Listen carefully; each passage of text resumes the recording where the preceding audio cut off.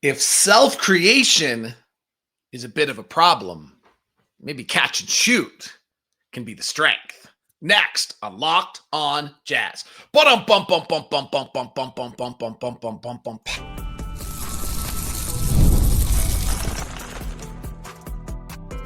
You are Locked on Jazz, your daily podcast on the Utah Jazz. Part of the Locked on Podcast Network.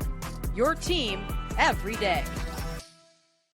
How are you? I'm David Locke, radio voice of the Utah Jazz, Jazz NBA insider, and this is Locked on Jazz. It's your daily podcast on the Utah Jazz, giving you insight, expertise, geeky numbers, and hopefully making it way better to be a Jazz fan each and every day. Thank you so much for tuning in to Locked on Jazz today. I had a disaster over here, and I just realized I forgot to clean it up. There we go. It's not cleaned up. I was looking for a specific cord. Have you had that happen recently? And it didn't happen. Anyway, for those of you not on YouTube, you have no idea what I'm talking about, but that's fine. I appreciate those of you that are still old school listeners. Here's what I got today. Craig Bolerjack's going to join us in just a moment. We'll talk about what he's most excited about, the Bolerjack bombastic prediction, what intrigues him, some really good conversations. Bowler's ready. He is fired up. He was on it in our conversation.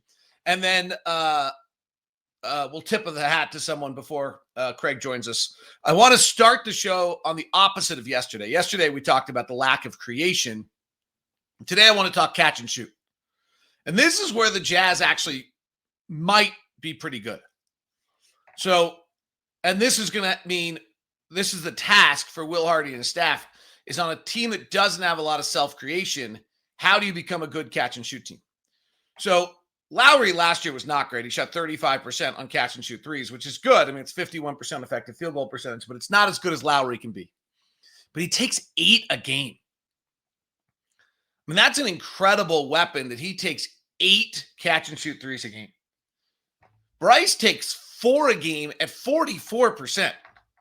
You can go run. Guys who take at least 3 a game and make 44% are few and far between. Keyonte had a pretty good year on catch and shoot at 36.5% last year. Actually shot it better than Lowry for an effective field goal percentage of 54%, which is above average. In fact, I'd like to see Keyonte get a few more of those and a few less difficult off the bounce threes. Kyle Filipowski takes 3 a game. He's at 35%. Remember, we're a high volume 3-point shooting team. What's going to be interesting is whether any of the probably 3 guys that are particularly important here, and then Ace and Walter Clayton, improve. So Taylor Hendricks last year in 3 games, remember he'd missed like 11 straight threes, only shot 18%. But if we go back, and this is probably the key number for him, is what Taylor did in 23-24. Not in a lot of games, obviously. He only played 40 games, but he shot 39% on catch and shoot threes. Now, we can dig in a little bit on that of where they were on the floor above the break versus corner, as he usually ran to the corner. But if you suddenly have Lowry back at 40%, Sensabaugh at 43%, Taylor at 39%, if he can do that again, Keyonte at 36.5%, now you might be able to score. Now you might be able to score. Now, what does Ace Bailey and Walter Clayton do? I don't know. What does Kyle Filipowski, who's at 35%? If that's coming off, that's good. It's not great, but it's good. And then what does Cody Williams and Isaiah Collier do? What do Cody Williams and Isaiah Collier do? Isaiah Collier last year, catch and shoot just looked uncomfortable to him. He only took 1 a game, and it was as though he hadn't taken catch and shoot at any other point in his career because he always had the ball in his hands. He looked more comfortable if he could kind of get a step into something. He only made 29% of his catch and shoots threes. And Cody Williams only made 26%. The other way to look at this a little bit is not just on catch and shoot threes, which is really truly what is probably most important, but is to the kind of the same point of what Nate Duncan talked about the other day, that we stole for yesterday's show when I was listening to one of his previews, and it caught my idea about self-creation, is the idea of just shots within 0 to 2 seconds, right? So it's just early shots every game. Lowry takes 8 threes a game at 36%. Keyonte 4 at 36%. Sensabaugh 4 at 43%. Taylor, we talked about. Filipowski took 3 at 35%. And then Cody's at 26%. And obviously Isaiah Collier's at 25% then. As include threes. So those are, it's going to be a question of like, hey, if Cody and Isaiah both are struggling shooting and they're on the floor at the same time, that's going to be a problem. I think one of the young guys is going to end up being out of the rotation to start the year. I think training camp's going to be a real bloodbath in that regard. Because I'm guessing we're going to start the year with Kessler and Nurkic playing 48 minutes. And Kyle slides in at the 4. And it may start. I mean, I don't know. I don't know who starts at that position. I don't really know who starts after Walker, Kessler, and Lowry Markkanen. I have my theories and my ideas, but it also fluctuates a great deal. I mean, I've said I think it's key, and then maybe you're starting Ace just because he's a 5th pick, and then it could the next starter could be anyone from Taylor Hendricks to Kyle Filipowski to Isaiah Collier to Walter Clayton, to Bryce Sensabaugh, to Cody Williams if he has a good camp. I mean, it really could be anybody. That's where this team is so dramatically different, is how versatile it all is. But some of the numbers we've been talking about here about creation and catch and shoot, I think are important when you try to put together your combinations. Key really being one of our only creation guys, I think tells you that I at least think that probably means he needs to start. And also, I just think Key needs to start. Like, I just think it's time. Like, we're pulling the Band-Aid off. We'll see. Craig Bolerjack's got some really interesting thoughts. It's all over it.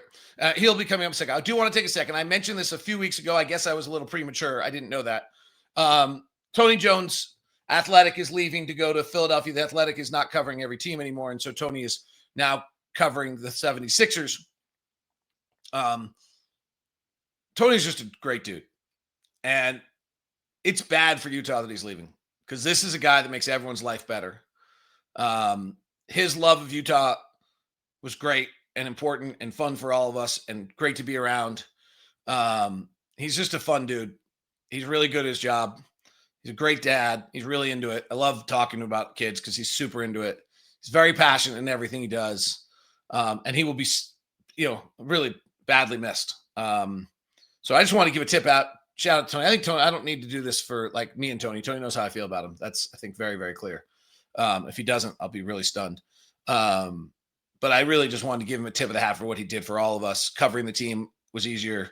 Being around the team was easier. He's important to the state of Utah. So this is it's big that he's leaving. And I wish him the best of luck. It's great. His mom's out there. His mom's a total rock star, professor at a school doing amazing things, running a journalism program. His daughter's a rising star in the journalism program. He gets to be with them. So it'll be good. It's not great for the Jazz fans, frankly, because it means just less coverage of your team, and that's bad. But that's kind of bad with all media, frankly, less coverage. So anyway, Craig Bolerjack joins us for the interview series. If you did not catch Ron Boone all week, Ron was really good. Everyone's really ready. Everyone's really excited. You can feel it. It's coming up next on Locked on Jazz. Today's show is brought to you by my good friend Steve Carter and Brock Worthen, and I guess those are friends, plural, and Intercap Lending. Intercap Lending is a Utah-based lending company, but it's not a Utah-only company. If you're listening to the show and you're not in Utah, Intercap can still help you out. Intercap is a mortgage company that's shaking things up by making home loans accessible, straightforward, personal. Whether you're buying for your first home, refinancing, or exploring options as a veteran, Intercap is there to guide you. What Locked On has for you is the people-first company that is Intercap Lending, is led by our guy, Steve Carter. We have our own personal loan officer for you, and he does amazing work. The reviews that come in and time again, amazing, knowledgeable, helpful, friendly, went way above and beyond. That's the best way I can sum up Steve Carter. He is our own personal loan officer. Email me at dlock09@gmail.com. That's dlock09@gmail.com. And then I'll set you up with Steve Carter with a Locked On VIP meeting. If you're looking for a loan right now and you're getting in do something different, get it, buy a new house, whatever it might be, have Steve Carter take a look. He's incredible. dlock09@gmail.com. You can email me and I will set you up with Steve, or you can call Steve directly at 385-800-8528. 385-800-8528.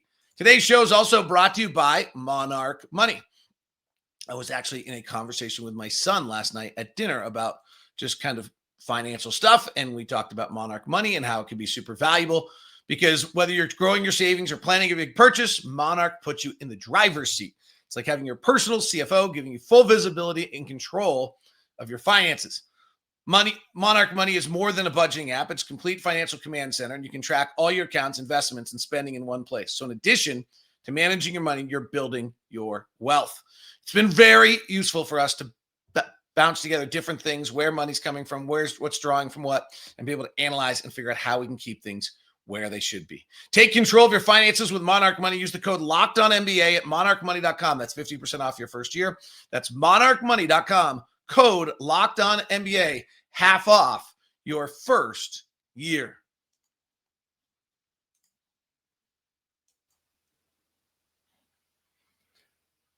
He's the TV voice of the Utah Jazz. He's like one of the all-time great broadcasters ever in the state of Utah. He makes me smile every time I send him correspondence because I think he's the last man in the world using AOL. And he is Craig Bolerjack. I smile every time I email you. Oh, D-Locke, I tell you, man, people say, what are you doing? I said, well, I've got a couple of other accounts, but AOL just seems like it's the way to go. It's the friendly way to stay connected. You go. Do you how do you log in? Do you get a tin can and a string and yell Yeah, dial up. Oh, that's no, the dial up's over. Luckily, AOL has come into the what do you call it? They're staying in tuned with common, electronic. What would you say? They're on the internet. Okay, they're on the internet. You didn't need a disc. Half our audience doesn't even probably know about the days where you got sent discs in the mail. Oh yeah, to upgrade. Probably this is news. This is news to at least half of our audience. There's no doubt. And those who are listening, I apologize. I'm trying to stay current. D-Locke does help me. Big T helps me. Boone's trying, I think, to stay the course too, with just the technology that continues to ramp up and improve day by day. But for some reason, man, that AOL account is just has a little. It pulls my heartstrings, man. There you go. But I'm just glad it's not dial-up any longer. And if you want to know what dial-up is, just go to a YouTube video. And it was a very annoying sound when you first signed on to AOL. By the way, would you like to know who none of them have ever heard of a disc being sent to you to get on the internet? All of our players. That's true. I promise you, all of our players. So let's start there. I think you share this. There's an excitement to this, and as a broadcaster, there's a neatness to the fact that there's Lowry and Walker. We kind of know who they are. We got 8 other guys. We don't know who they are yet. Even Keyonte and Bryce and Taylor, we don't know who they are yet. So there's an excitement level to the fact that, to me, at least every night we'll have a different storyline and a different something. Where are you? What are you fired up about? What are you excited about as we hit the 25-26 season? Yeah, 2 things that come to mind, and it always centers around, Dave, as you know, is who's going to run the show. And what I mean by that, is it Keyonte? Are you going to, take a look at, Walter Clayton Jr.? Is Isaiah Collier, who started most of the second half of the season, is that the guy to beat? Keyonte really intrigues me. 3rd year. And how the relationship is with Will. Is he truly a point guard? Can he play the 2? Can he accept, David? And I think you will agree. You and I've had talks, planes and buses. Can he accept that role going forward? Or does he want to be a starter, which I get every player does and should in this league. But what position truly fits him? And, Collier is a bully. I mean, in the sense of just the strength and the speed. But can he control it? Much like former Jazzman Colin Sexton. And I'm very intrigued. Didn't get a chance to see much of him in Summer League.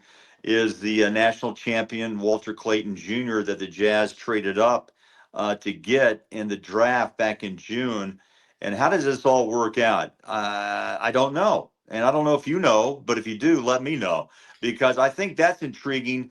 And I think also, Taylor Hendricks coming back, D-Locke, from injury. We both interviewed him. We both saw him on the road and at home. Boy, he's transformed his body. I like to see how that transforms into his play on the floor. And look, anybody who comes back from a devastating injury like that, it takes a minute to understand that when you take your first fall and you get up and you're okay. Now, look, he's obviously been going into the gym and working 5-on-5s from all reports. And so how does he respond? Who is he? Right? I think you said the key word. We don't know.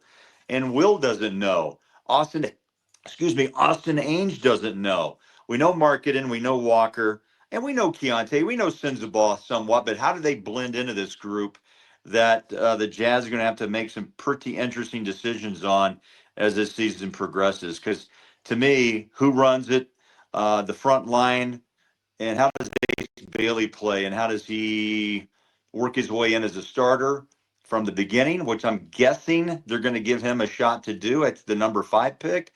And where does Walter Clayton Jr. come into play? And I'm anxious to see it. Storylines every night. Last year we were kind of running low on those, right? We were keeping track of Isaiah Collier chasing Stockton all-time rookie assist record, and there wasn't much to talk about in those final 2 months of the season.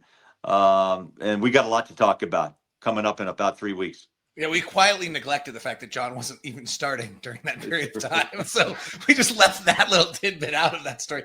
Here's the most interesting thing I think you said right there. And you said, well, we know Keyonte. I actually don't know if we do. And I'm actually hoping we don't. Like, I think that has been one of Will Hardy's biggest points is let's not put a stamp on these guys. Let's not decide who they are.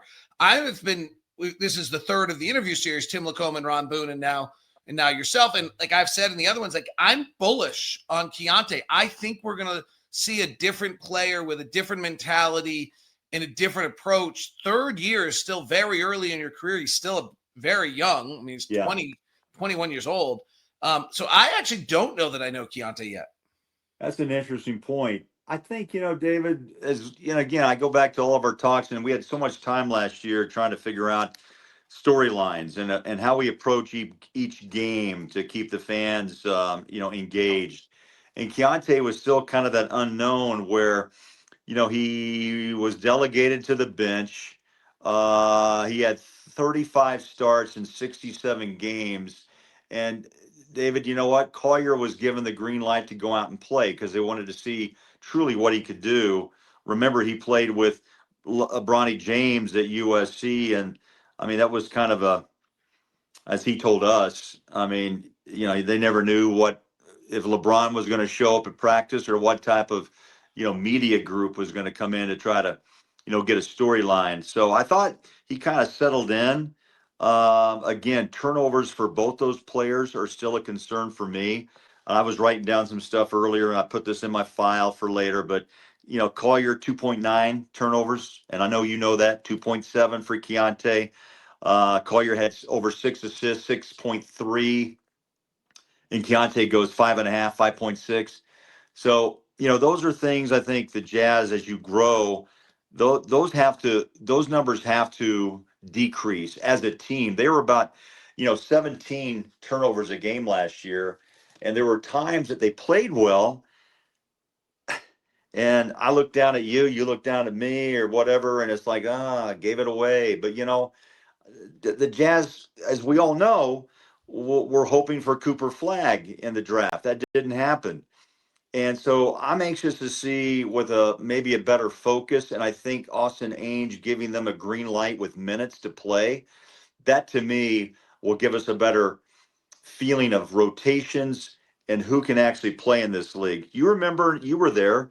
Will Hardy in year 2 said, look, this is not an easy league, and we're going to find out who's got the stomach. I think that's kind of a kind word to put it, who can actually make this league and who cannot. And we're going to have to make that decision. And I think this is the year that some of those decisions have to be made. Oh, there's no question. I mean, the comment I've made in the other two conversations about Keyonte is he's playing Let's Make a Deal. He's got 3 doors in front of him. One of them is Bones Highland. He can be on another team and then another team within the next 2 years. The second is probably Jared Bayless, who spent 10 years in the league, but never for a team for more than 2 years in a row. Or the third door is like CJ McCollum, 18, 19, 20 points a game type impact player. Like, he's got the skills. He's got the off the bounce jumper. So no, I do think that, like, Bryce Sensabaugh was really interesting to me. We just did the Locked On top 100 players in the NBA. And if there was a prototype player that was no longer on the top 100, it was the shooter. That suddenly Herb Jones and Alex Caruso and Tamari Kamara, all those guys are making the top 100. But the pure shooter, no defense guy isn't on the top 100 list anymore. In fact, it may not be able to stick around. Like, you've got to have more to your game now. Everyone can shoot. So you're not that special. I mean, Bryce is a special shooter at 40%, but a guy at 36% who defends is probably a better player than a player at 40% who doesn't defend. Yeah. You know what that is? It evens the scales, right? I mean, I think that what the Jazz want to do, and the teams that have won the last 2 NBA titles, D-Lock or Boston and Oklahoma City, and what do they have in common? They were very elite defensive teams. I thought Dallas won that. Oh, never mind. Inside Utah Jazz joke. Go ahead. Only funny to, like, Derek Garduno, if listening, is laughing right now, and nobody else in the world. Yeah. So that was an inside joke. Move on. Sorry, Craig. Yeah. That was for one or two audience of 3 right there. Yeah. But, defense, I think when you get into the playoffs, I mean, that's where you separate from round 1 into the semifinals or winning a Western or Eastern Conference championship. And those teams prove that. And I think Will Hardy obviously is expecting a lot more defensive energy. And are you in NBA shape? You remember that was one of his comments. If you're going to last in this league, you have to be ready to play on both ends of the floor. And I'm anxious again, too, to see the transformation of body and, how skilled they have become more. And, I think Sensabaugh lost some weight last year, improved his game, had a slump, you remember, a little before midseason, and then came out of it strong and played really well the rest of the year. But your comment's right. Defense is what the Jazz are looking for. A player, I think the fans realize this as well, to make it to the highest levels in this league, the team has to play as one defensively, and they have to be well-oiled. And what I mean by that, they have a sixth sense.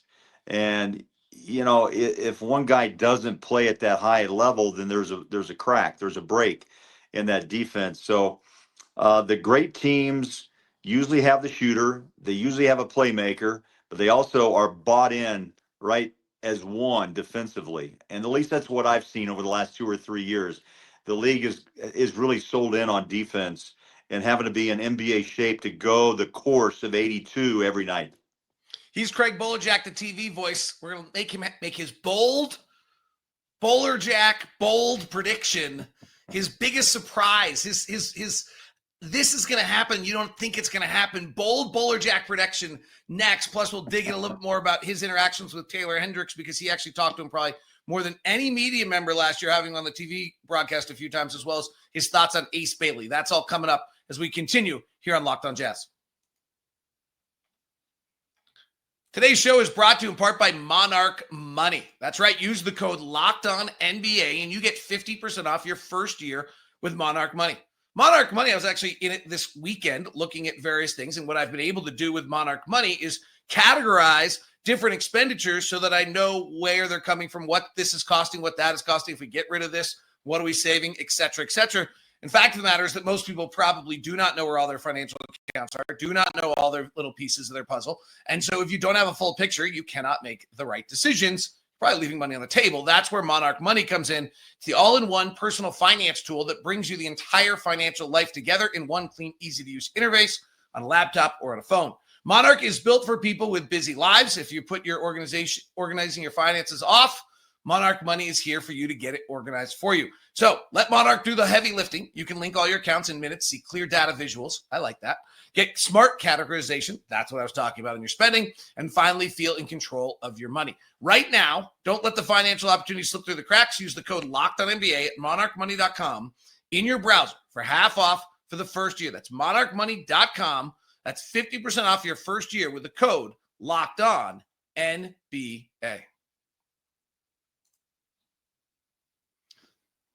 The Bolerjack. Bold prediction. I should come up with another. The boastful, the bombastic Bolerjack bold. Give me something that's going to happen this year that you think is going to happen that will be a surprise. Among the Jazz, I think it would be, I am hoping that Kyle Filipowski will be remembered as one of the best second-round picks of all time for the Utah Jazz. Woo! That's for the Jazz. That's Boozer Millsap, right?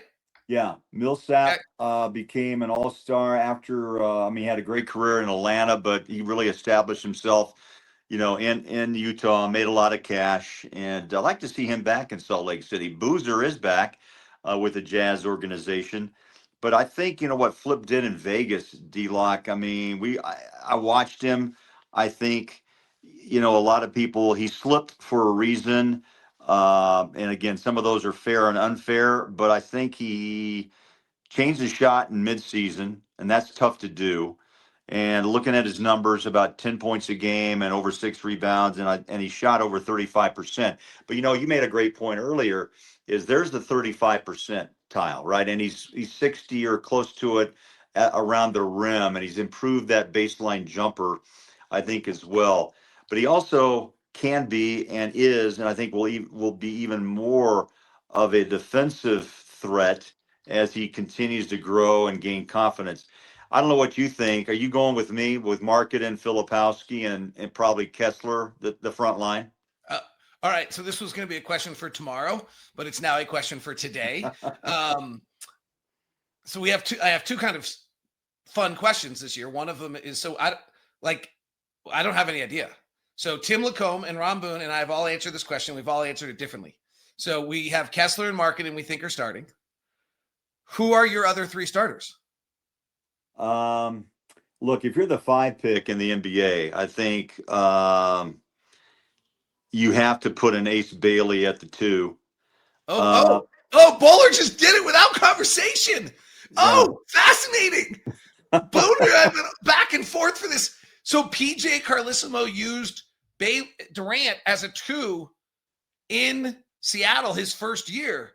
And I was on with Nate Duncan on his Dunked On podcast, and he brought it up, and I hadn't thought about it. And you just went there. So you think Ace Bailey is the starting 2. Fascinating. I thought a lot about it. I've had not much to do this summer, traveled a bit. Oh, you've had something very important to do. We'll talk about it at some point here. Yeah, we have. Our family's excited.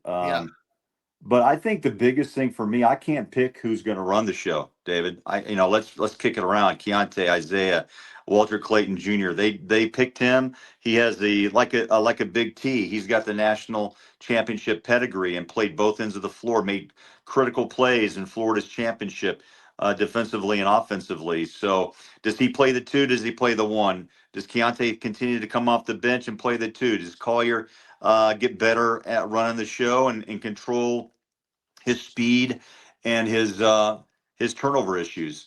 So that, to me, I think is one of the biggest things that in camp that everyone will be looking at. Now, I could be totally wrong on Ace. I think it's fascinating. So I think it's fascinating. It's a big team. It's all right. So here's actually how it came about for me. Is I got asked our closing lineup. So I had Walker and Lowry on the floor. Sure. And then I put Taylor Hendricks on the floor when he was ready because we need a defender. Yes. We need somebody who can defend somebody because Lowry can't do it. Lowry's not defending your best guy. And so I put Taylor on the floor. And then all of a sudden I was like, but I need Ace on the floor. Yep. So then Ace becomes the 2 in that scenario. And then I have Keyonte on the floor. So yes, I actually think it's fascinating because it's 6'9", 7'1", 6'9", 7'1". Like, you're really big. And he handled the ball pretty darn well in summer league, bringing it up under pressure. I don't think it is. Maybe I'm the only person in the world who hadn't thought about it. Like, you're on it. Like, so I'm impressed that you went there right away because I was going to tease you into it. So and then Filipowski's fascinating.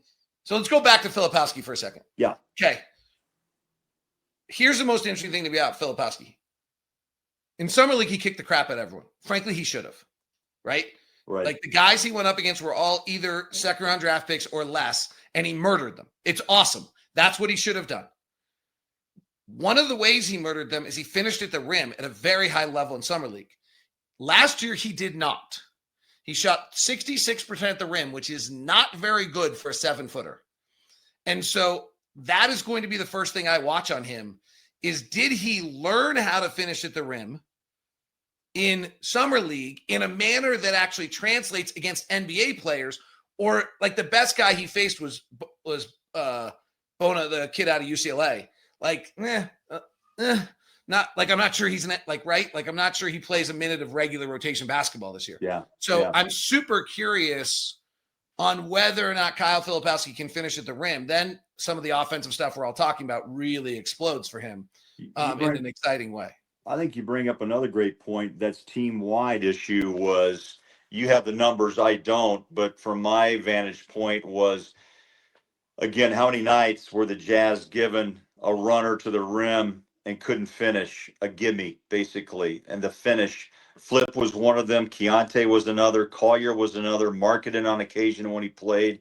Walker Kessler had some issues. He's got a great left hand, as we all know, a little up and under, or that little, backward shot that he puts down on the baseline. But I think overall for the whole team, youthful team, can you actually take advantage of the easiest shots on the floor and give yourself a bit of a break? And I think that's what I'm going to be looking for as well. To me, you just brought up Taylor Hendricks. We haven't seen him in over a year, and his body, his mind, I've been impressed, David, as you said, with the times he's sat down with Thurl and I.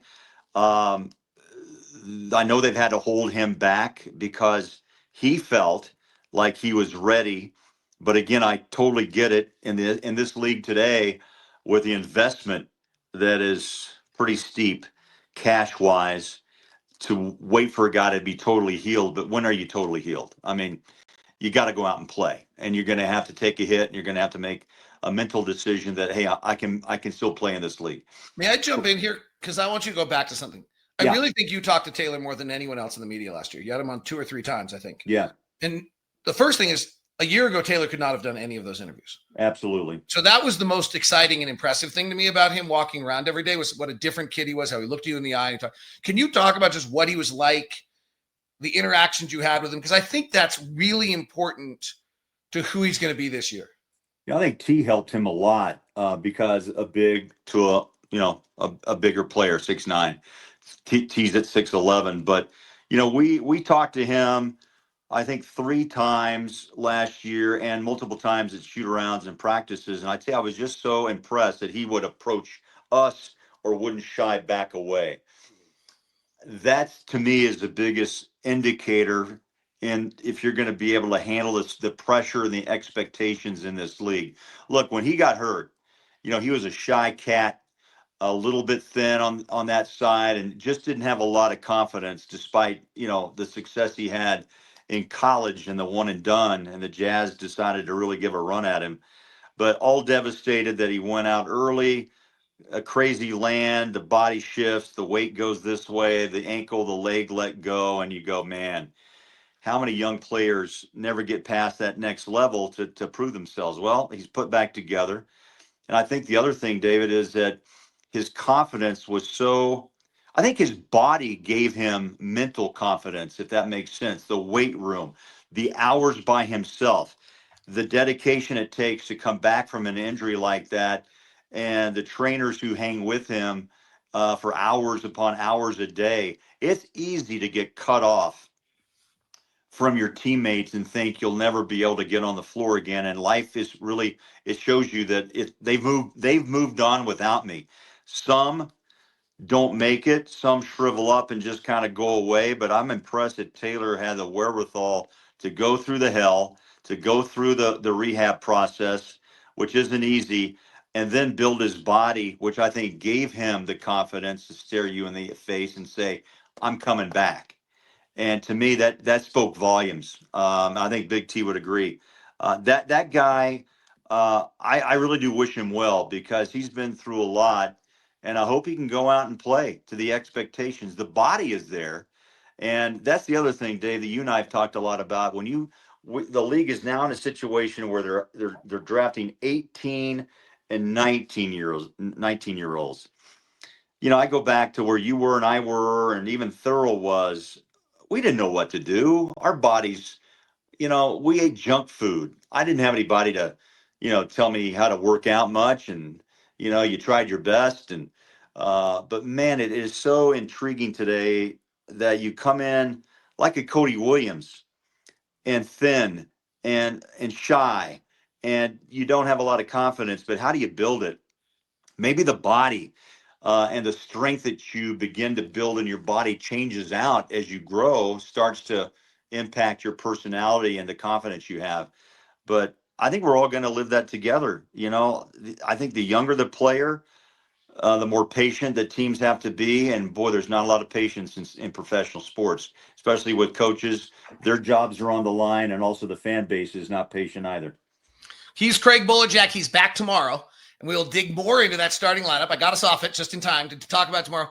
I also will ask Craig my single favorite question to any Jazz fan right now, and that is, and I'll give the outline to Craig tomorrow, but many of you have heard this before from me.